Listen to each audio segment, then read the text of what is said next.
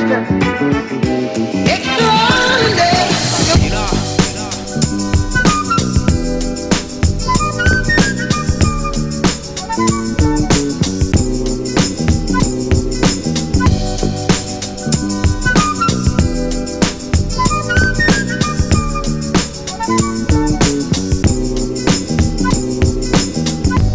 Easy guys, Pete from Roblox TV, and I'm currently driving my new BMW 2.8 Z3. Now, if you follow our Instagram, you'll know that it was finally time for me to get rid of my faithful German hatchback, the little Merc. About 2 years, somehow that's flown past, but it's been so reliable. But like a lot of people, I'm finding myself now in a situation where I'm not going to be doing that many miles over the next couple of years, or it doesn't look like it anyway. So I decided to get something a little bit more fun.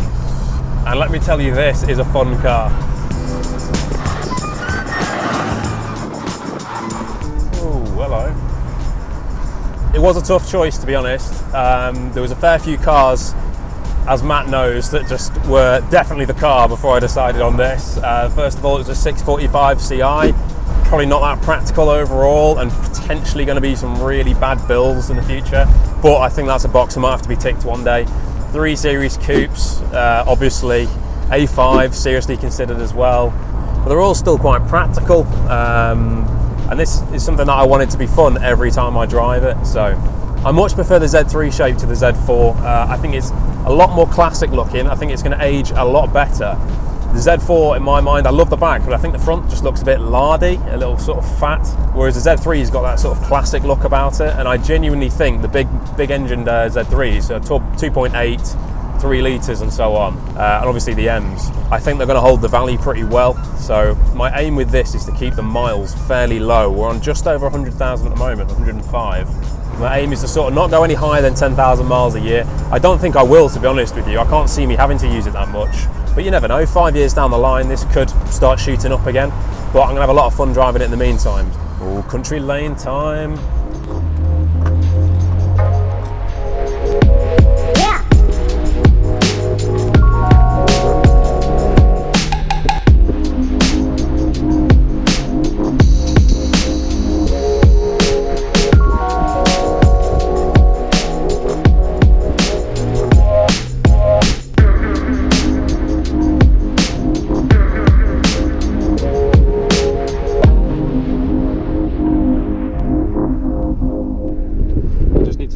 Everyone that does POV shots, you don't half look like a doing it.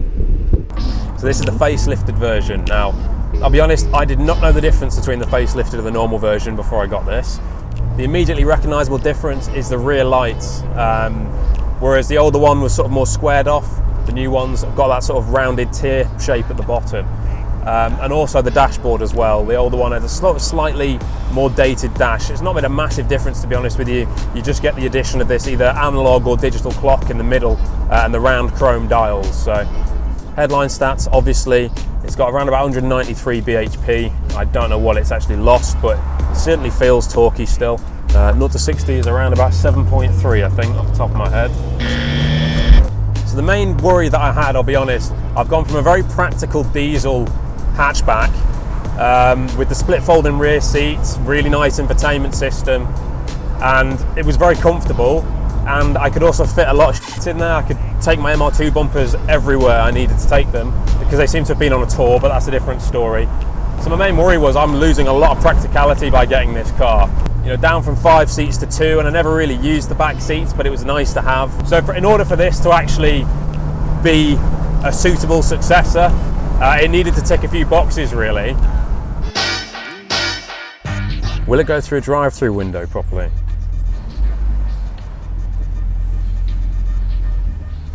I haven't got a drinks holder. Cheers. That's a design flaw. There's no drinks holder. Thank you. Cheers.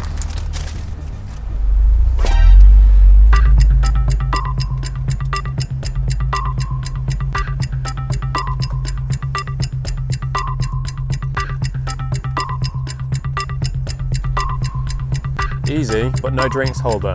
I've literally not noticed that up until now, and my drink is going everywhere. I need to pull over quick. The drink has just gone over and is currently stewing GoPro batteries. It's gone down again. Excellent. Could have been worse. I noticed it just in time.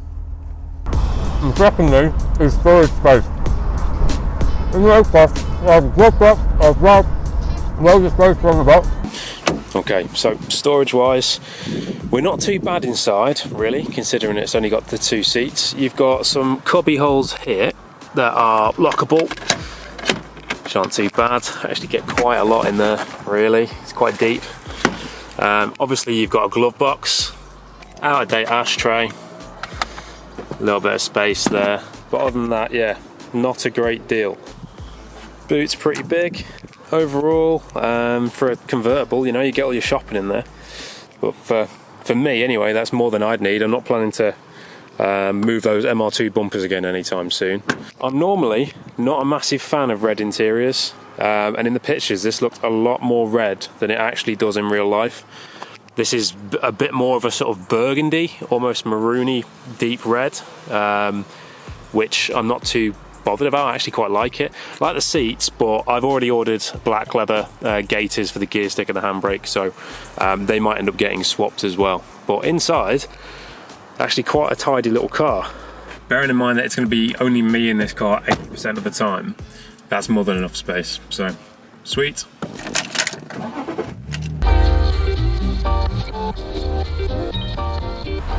And thirdly is MPG. Now out of the Merc, I was probably getting around about 70, I reckon, with a proper combined mix of driving styles. Out of this so far, I'm probably getting around about 30, 35, which, to be fair, for a petrol twice the engine size, that's not so bad, really.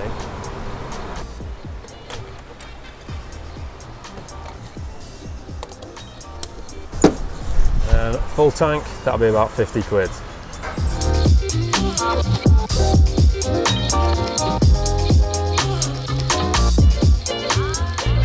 Got to say, overall, I'm over the moon. There are a few areas that need looking at, as per usual. It's a roadblock car. Some lacquer going on the front bonnet and the odd scuff around sort of bumpers and things like that. Lacquer on the bonnet, I'm probably just going to get a full bonnet respray. I'm going to try and do some tidying up, but that's realistically what I think I want to do with it, just to keep it really, just to try and keep it as bodge free as possible. Now, I've also got quite a common Z3 problem in that the airbag light is currently on. Part of the reason I'm driving it quite carefully is because I actually don't know whether that has... okay, just pull out in front of me.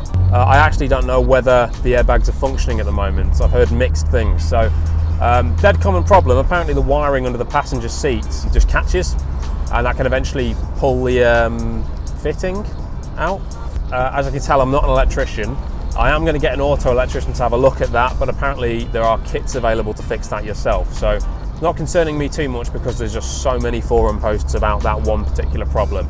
And finally, the screen for the roof needs repairing. Basically, it's an old car, they get brittle, they crack because they've got to fold in on themselves. So again, it's such a common problem. There's that many specialists now that just exist to do that one sole thing of replacing MX-5 and Z3 rear windows. So that's probably going to cost me about 160, 170 quid to get that done and sewn in properly. Not the end of the world. At least it's done then and I don't have to worry about it anymore. Very nearly just got taken out by a lawnmower. So yeah, a few things to do. I think I'd be bored if it was completely finished already, so gives me something else to go at. Nice and slowly sort of go around the car, just making it look really tidy. So yeah, overall, I'm over the moon with this thing. I'm absolutely falling in love with it already. It's got such character to it. If you've got a Z3 and you're either new to the channel or you just happen to have one and you've been watching us for a bit, any advice on sort of common owner problems would be amazing. Things to look out for, things to avoid. I didn't know anything about the Z3s until I picked one up, other than the fact that I really liked the style of them and I knew there were some pokey engines. But I'd be very curious in general just to get people's thoughts on the Z3 because I'll be honest, when I put this on Instagram, I got more responses saying, oh, I always love these than we have for any other car that we've bought so far. So I was a bit sort of like, is it a bit of an old man's car? But apparently people seem to like them. So let us know what you think in the comments. If you've not subscribed yet, what are you doing? Give us a little sub. So I hope you enjoyed. I hope you like the Z3 and I will see you on the next one. Cheers, guys.